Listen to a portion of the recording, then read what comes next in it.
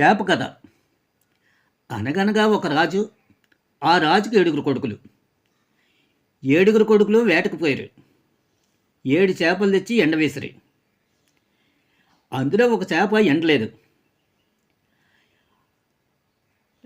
చేప ఎందుకు ఎండలేదని అడిగితే గడ్డిమోప అడ్డం వచ్చిందని అన్నది.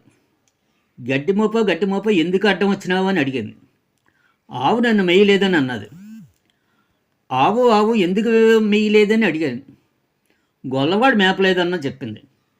గొల్ల ఎందుకు మేపలేదని అడిగాడు. అవ్వ బొగ్గు పెట్టలేదు అన్నాడు. అవ్వ ఎందుకు బొగ్గు పెట్టలేదు అంటే పిల్లవాడు ఏడ్చినాడు చెప్పింది. పిల్లవాడు ఎందుకు ఏడ్చినావు అని అంటే చీమ కుట్టిందని చెప్పినాడు. చీమ ఎందుకు కుట్టినావంటే నా బంగారు పుట్టలో వేలు పెడితే కుట్టినా అన్నది.